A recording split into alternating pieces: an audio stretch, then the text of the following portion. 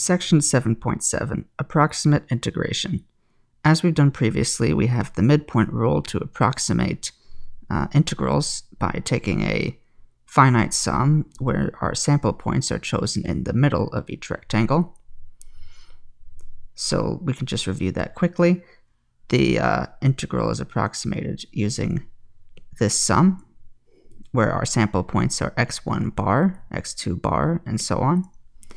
And our xi bar is the average of two consecutive xi's. So our new rule is going to be the trapezoidal rule, where our integral is approximated using trapezoids, and it becomes this. So let's see if we can somehow make this make sense. For the area of one trapezoid, well, remember, to get the area of a single trapezoid, you basically double it. So you just take the bottom trapezoid and you flip it and then put it on the top so that you have a rectangle. And then the height of the trapezoid, or the height of the new rectangle made of the two trapezoids, is this y value over here for this point is, let's say, y naught for the x naught. And then this y value over here is, let's say, y1. So then the entire length, or the entire height of the rectangle, would be y naught plus y1. And it still has a width of delta x. So that means that the area of this rectangle is y naught plus y1 times delta x, but the trapezoid itself was only half of that, so we divide by 2. So that's what's going on over here. What you do is you take this trapezoid, which has an area of base plus base divided by 2 times height. So that's f of x naught plus f of x1 divided by 2.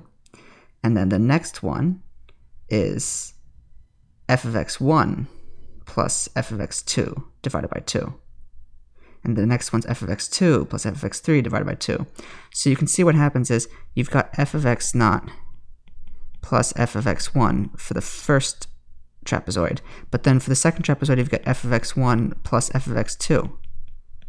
So the f of x1 ends up duplicated. So that's why we have a 2 times f of x1. And similarly, for the next trapezoid, you'll end up duplicating f of x2. The only y values that don't get duplicated are the ones at the ends. So the f of xn and the f of x naught, they do not get duplicated. So what we can do is just factor out the half for the half of base plus base times height. Just divide delta x by that. And we just get this entire formula. Notice each of the xi's is a plus I delta x. So let's do an example. How about we use the trapezoidal rule and the midpoint rule to approximate the same integral? We'll use n equals 5 for the integral 1 over x dx from 1 to 2. So for a, let's use the trapezoidal rule. So n equals 5. We're going from 1 to 2, so a equals 1 and b equals 2. Delta x is b minus a over n, so that means that delta x is equal to 2 minus 1 over 5, which is 0.2. Or 1/5, whatever you want. So then our integral gets approximated. So we have 1 over x dx is approximately t5 for our trapezoidal rule with n equals 5, and we've got 0.2 over 2 times f of 1, and then the rest are duplicated except for the last one, so f of 1.2 plus 2 times f of 1.4, where each of these x values is 0.2 away from the previous one, because our delta x was 0.2.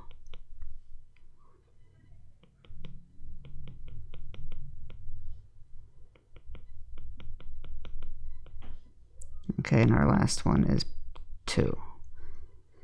So then this becomes 0.1, because 0.2 divided by 2, and then 1 over 1 plus 2 over 1.2 plus 2 over 1.4 plus 2 over 1.6 plus 2 over 1.8 plus 1 over 2, which is about 0.695635. Let's do it now for the midpoint. So if we want to approximate using midpoints, we get that our integral is approximately delta x times f of 1.1 plus f of 1.3 plus f of 1.5 plus f of 1.7 plus f of 1.9, because now we have to go in between 1 and 1.2 to get our first sample point, then in between 1.2 and 1.4 for the next one, because we're going in the middle of each one. So we end up with 1/5 times 1 over 1.1 plus 1 over 1.3 plus 1 over 1.5 plus 1 over 1.7 plus 1 over 1.9, and that's about 0.691908.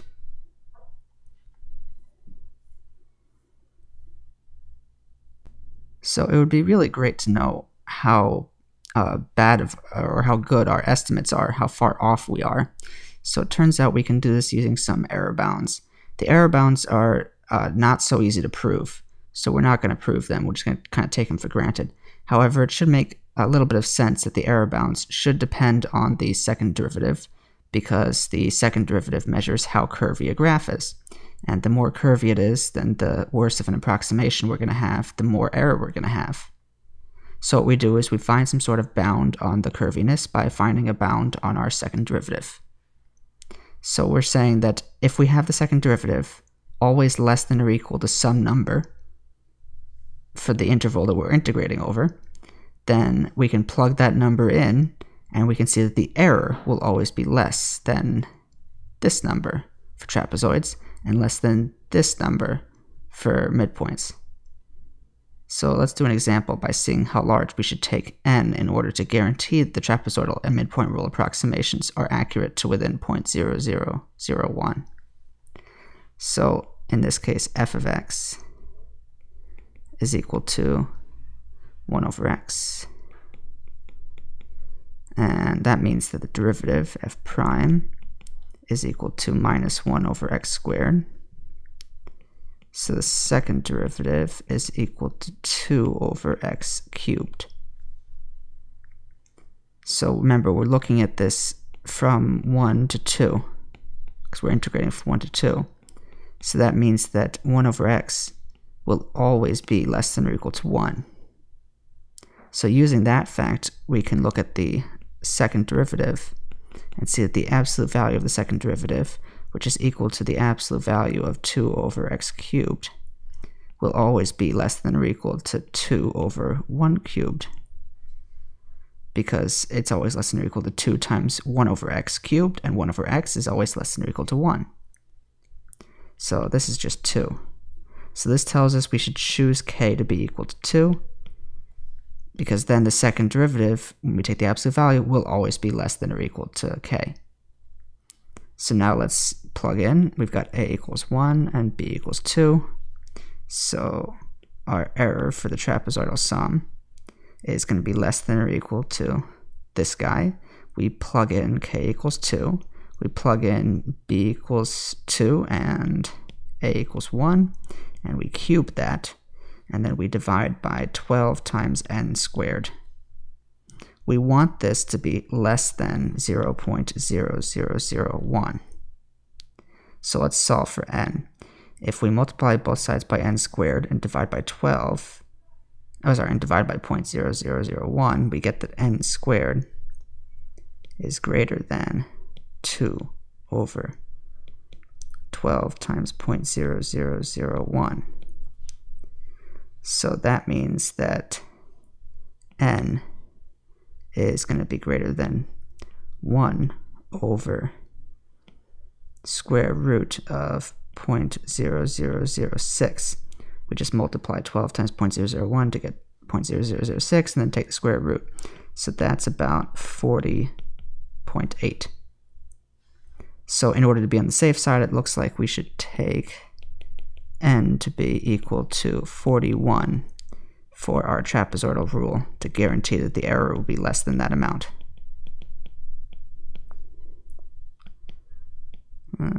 Probably should use a capital T over there, just to be consistent. How about for the midpoint rule? Well, for the midpoint rule, we have EM, the midpoint error, is less than or equal to 2 times 1 cubed, because it's pretty much exactly the same, except that instead of dividing by 12n squared, I divide by 24n squared. Now I want this to be less than 0.001. So that means that when I solve for n, I get that n is going to be greater than 1 over the square root of 0.0012, which is about 28.9. So for the midpoint rule, we should take n to be equal to 29. Notice that that means that the midpoint rule is much more accurate than the trapezoidal rule. I only need to take 29 for my n to approximate to the same degree as it would take me 41 for the trapezoidal rule, which should make sense if we look at the error bounds. Then notice that you're dividing by a bigger number for the error bound for the midpoint, so that makes the error smaller when your denominator is bigger.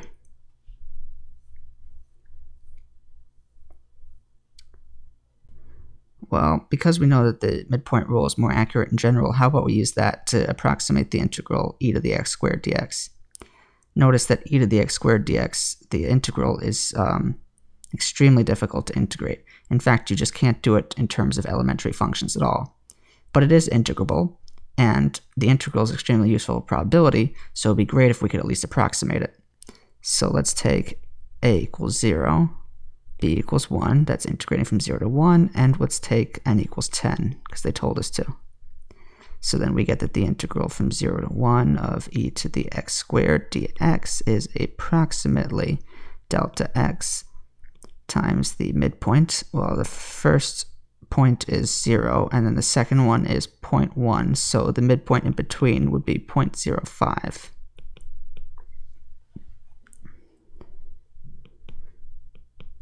Our next midpoint is 0.15, because that's between 0.1 and 0.2. And also it's just 0.1 away, because notice delta x is b minus a over 10, so that's 1/10. So we just keep going until we get to between 0.8 and 0.9, which is 0.85, and between 0.9 and 0.9 and 1, which is 0.95. And we plug all of these values in. We get that e to the 0.0025 is our f of 0.05 value, and we keep on plugging in. And that ends up being approximately 1.460393. Let's get an upper bound for this error now.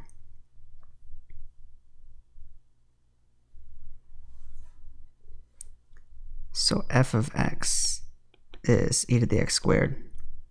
A lot easier to get the error than it is to integrate, because it's easier to take the derivative of an exponential function. Derivative is just 2x e to the x squared by the chain rule, and then the second derivative we have to use the product rule, and we get 2e to the x squared plus 4x squared e to the x squared. So we factor out e to the x squared, and we get 2 plus 4x squared times e to the x squared. So again, x is between 0 and 1, so that tells us something about x squared.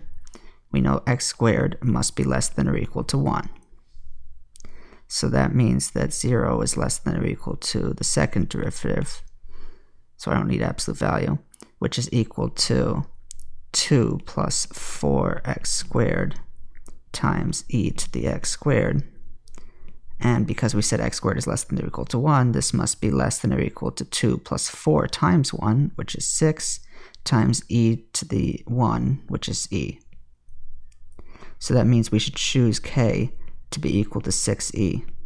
And then our second derivative will always be smaller than that. So we get a equals 0, b equals 1, and n equals 10. We plug all of those into our midpoint estimate for the error bound.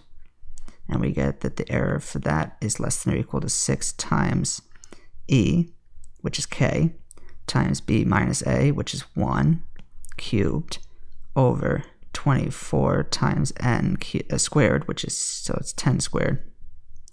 So that's equal to e over 400. So our error is about 0.007.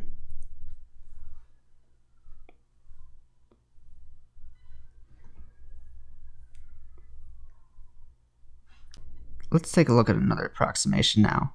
Simpson's rule. Simpson's rule says that we can approximate f of x, the integral of f of x dx, using parabolas in the form of, let's say, y equals x squared plus bx plus c. So what you do is you look at some green function, and you would like to know the area underneath that curve. Notice that you can't get the area exactly using an approximation, so you end up with this orange area underneath parabolas that are close to the actual function, but they have like little gaps, as you can see. So you draw one of these parabolas for every 3 points that you have, because remember, for any 2 points you can draw a line, for any 3 points you can draw a parabola, and so on as you keep increasing the degree of the polynomial for the number of points that you will have. So every 3 points we get a nice parabola, we get the area underneath all of those parabolas, and we get a good approximation for the area underneath the curve.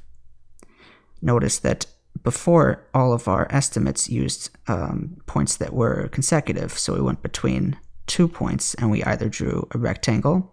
For example, if we wanted the left Riemann sum, we would look over here and we would draw a rectangle with P1 as the left endpoint, and then another rectangle over here for the next one with P0, then P1, and then P2, and these would all be on the left. If we wanted on the right, we would go P1 on the right, P2 on the right, P3 on the right, and so on. And we get a nice right estimate. So it turns out that for this, we actually need 3 points.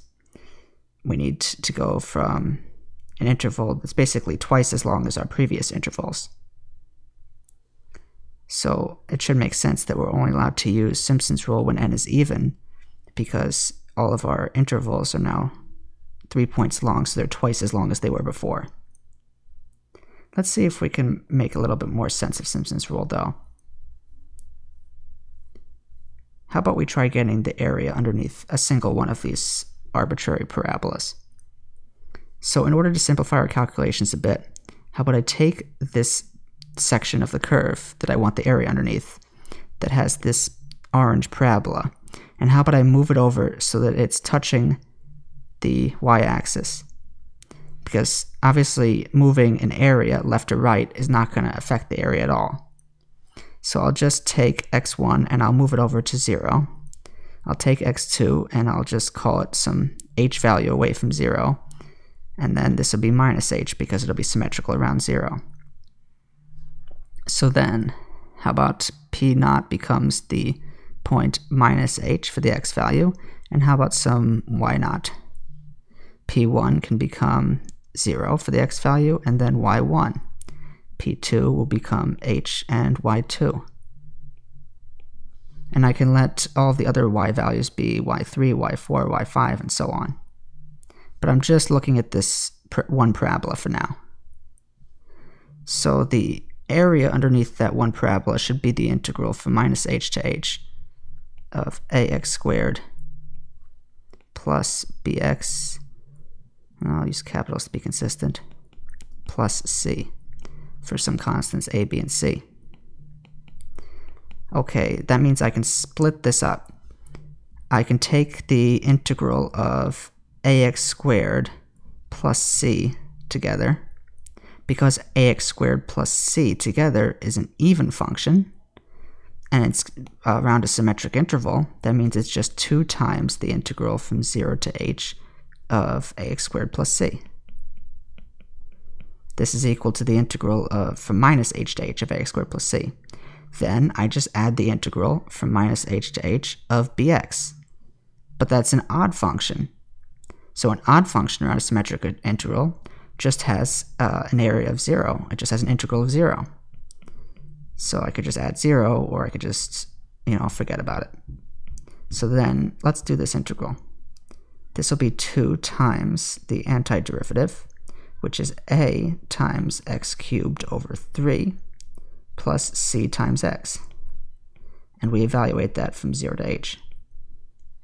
So we get 2 times a times h cubed over 3 plus c times h, which is equal to h over 3 times 2ah squared plus 6c.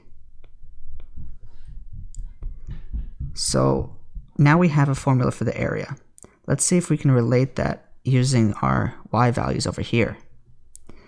Notice that the y value is equal to this thing evaluated at whatever x value I'm evaluating it at, because this was the parabola that we were integrating. So that means that, for example, y naught is equal to a times the x value for y naught squared, which is minus h squared. I'm just plugging in minus h for x, plus b times minus h plus c.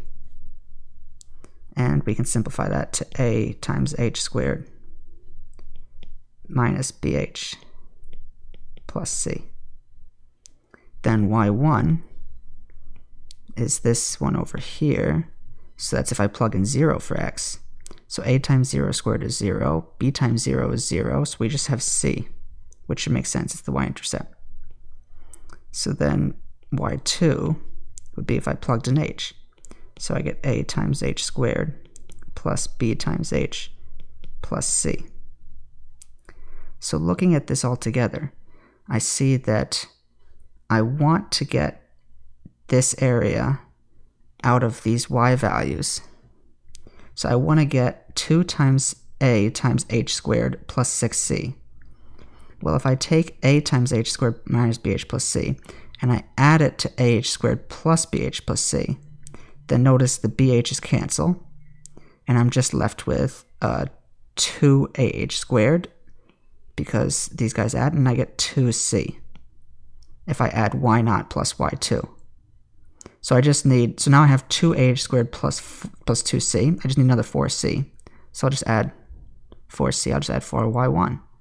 So I get y naught plus 4 times y1 plus y2 must be equal to 2ah squared plus 6c. Which means that if I just take h and divide by 3 and multiply by y naught plus 4 times y1 plus y2, that means that I get the area underneath this curve. So let's do the exact same thing again for the area underneath this parabola. Going through that process again, we would get that it's h over 3 times the first y value over here, which is y2, then 4 times y3, and then 4 times y, and then 1 times y4. So we get y2 plus 4 times y3 plus y4. And we keep doing this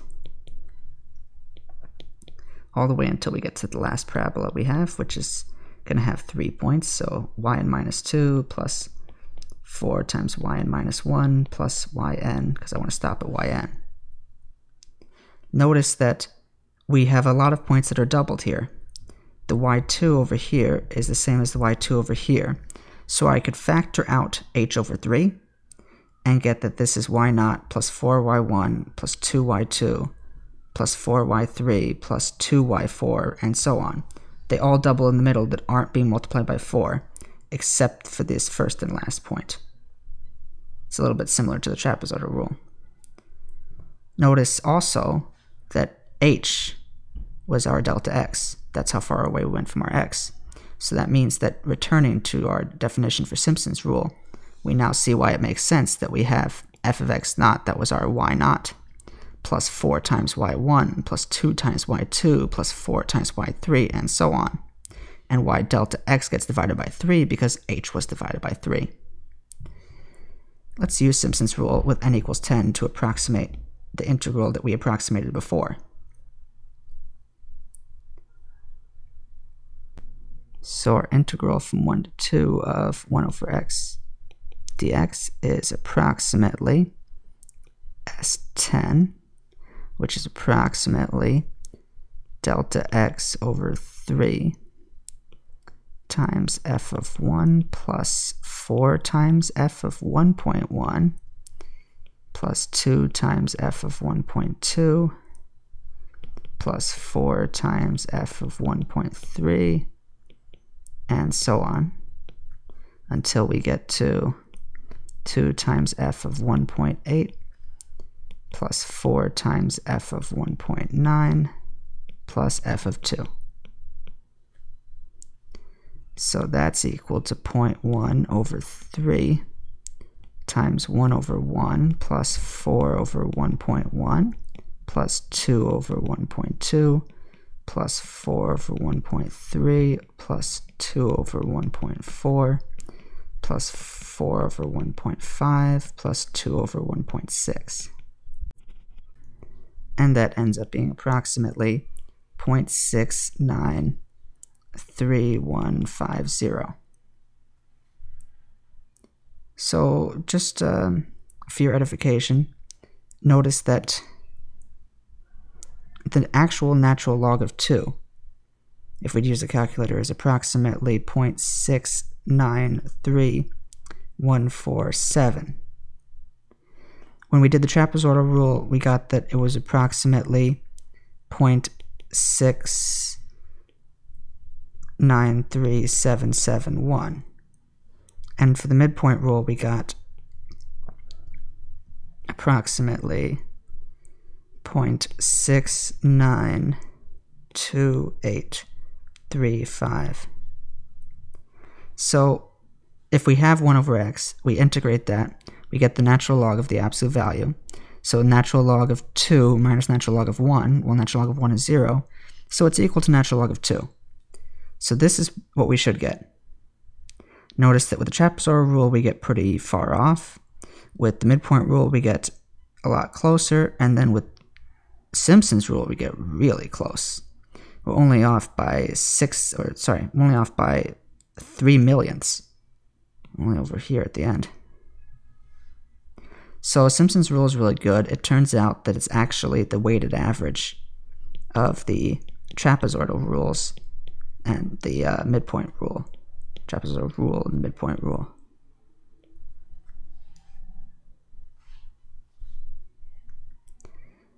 That should also make sense, by the way. The error for the midpoint rule is about half the size of the error of the trapezoidal rule because of that 24 in the denominator.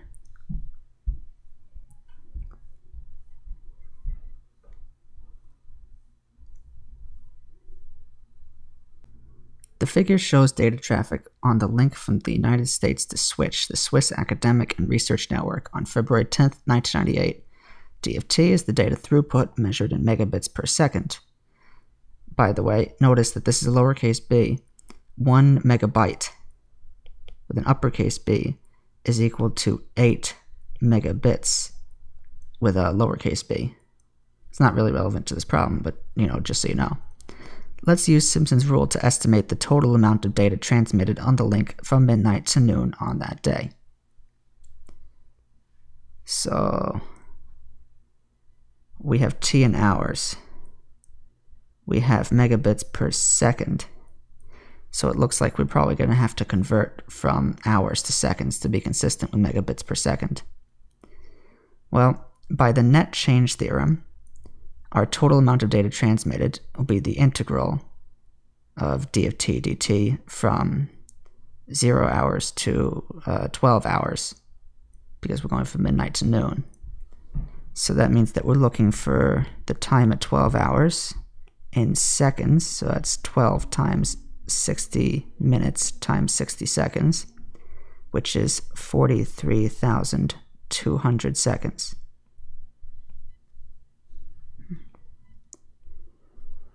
So we're looking for A of 43,200.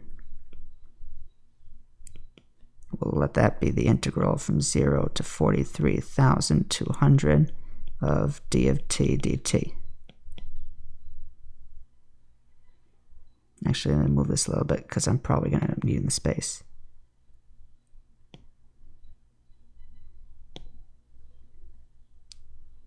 There, I'm happy with that. Let's make a table now.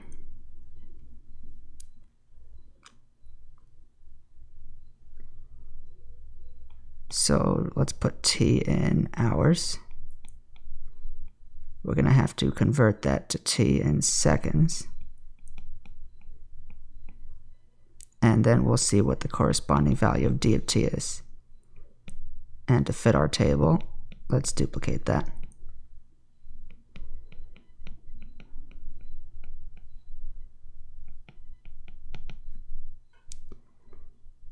So we'll look at it as 0 hours, 1 hour, 2 hours, 3 hours, 4 hours, 5 hours, 6 hours.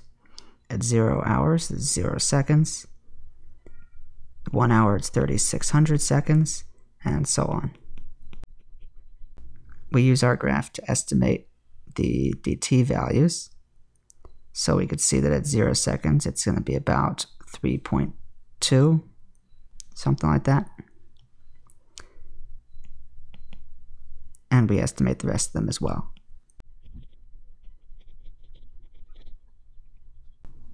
So let's do n equals 12.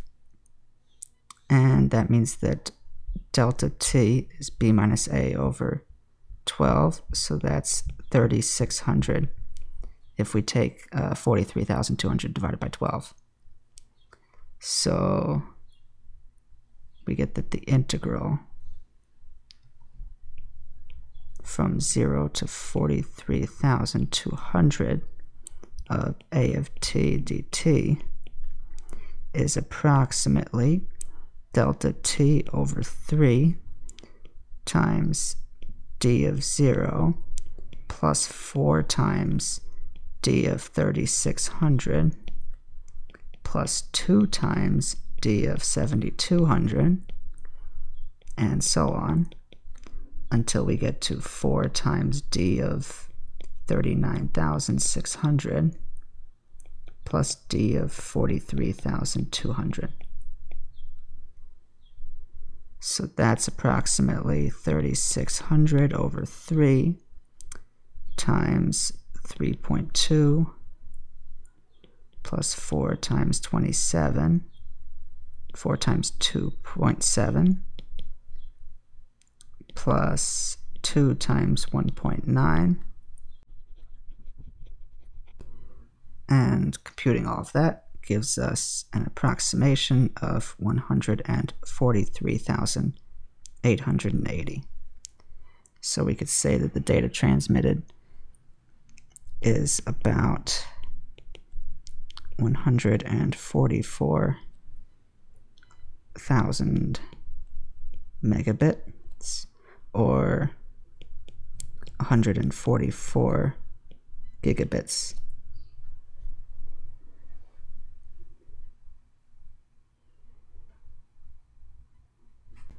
As with our other rules, we have error bound for Simpson's rule.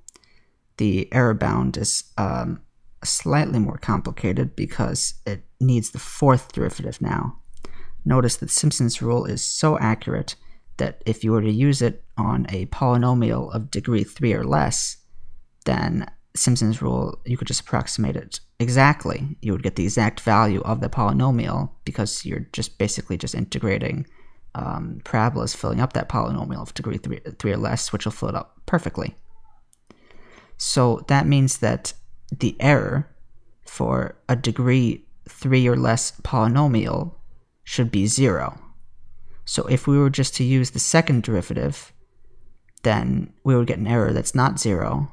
So that means that it wouldn't be consistent with what we would expect the error to be. For example, if you were to look at x cubed, look at the second derivative. So the first derivative is 3x squared. The second derivative is 6x. So that's not, well, and then you have to look at, let's say, the third derivative be 6. The second or third derivative, they're both not 0. So if you were to plug in 6, for example, for k, you'll get that the error is some non-zero number. But for x cubed, if you were to use Simpson's rule to approximate it, the error would have to be 0, because it would be exact. So we have to look at the fourth derivative and higher. And notice the error is going to be much smaller than the midpoint or trapezoidal approximations because we're dividing by 180. We're dividing by a much bigger number. Let's look at f of x equals 1 over x and see what the error is. So the fourth derivative for that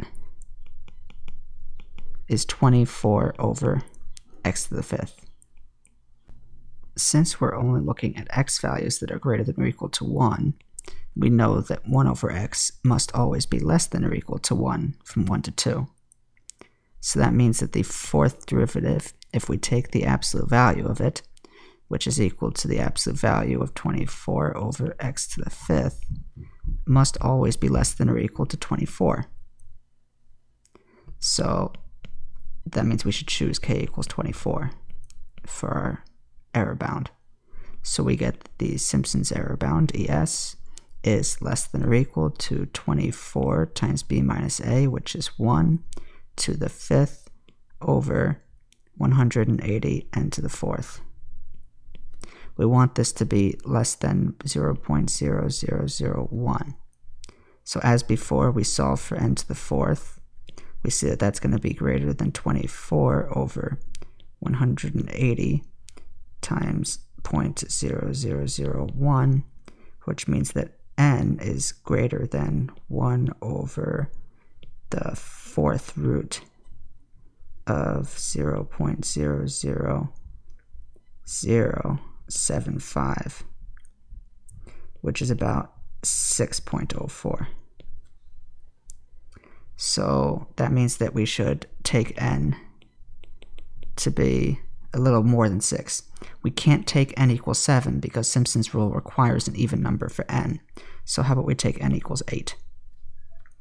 That'll be the smallest we could take it to be on the safe side.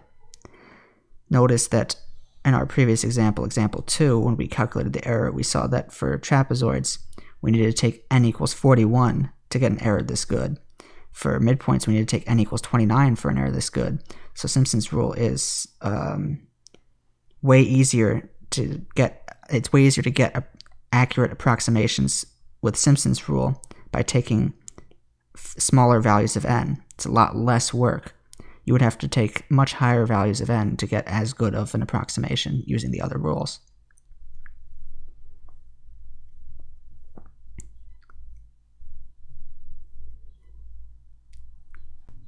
With that in mind, let's use Simpson's rule with n equals 10 to approximate the integral e to the x squared dx from 0 to 1.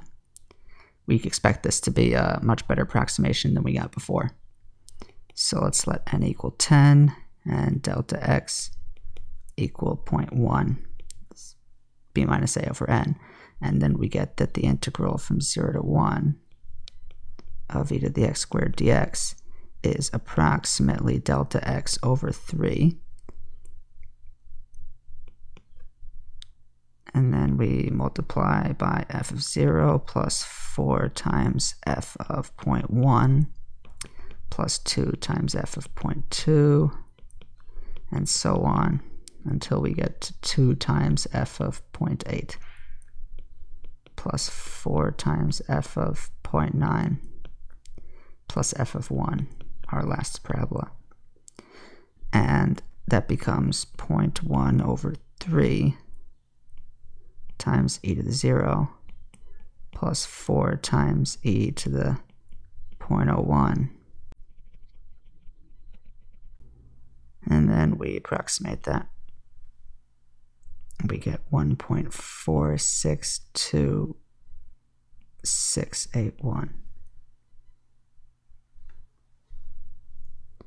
Let's estimate the error. So in order to do that, we need to find the fourth derivative. So we use the product rule a bunch of times, and we get that the fourth derivative is 12 plus 48 x squared plus 16x to the fourth times e to the x squared. We're looking at this from 0 to 1.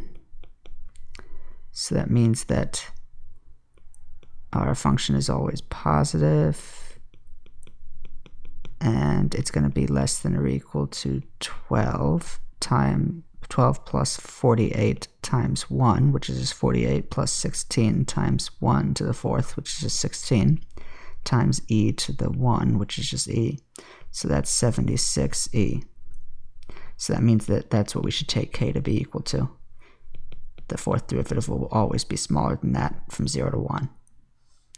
So that means that we're looking at a equals 0, b equals 1, and n equals 10, k equals 76e, and we plug in.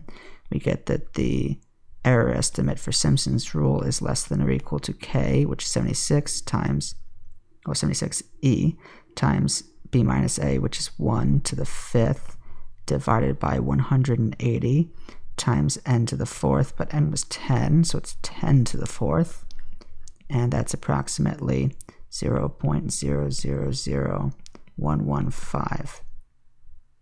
Compare this to the midpoint error of 0.007, example 3, where, this is way more accurate, way less of an error. So that means that the integral that we calculated over here was actually, or the estimate for the integral calculated over there was accurate to 3 decimal places.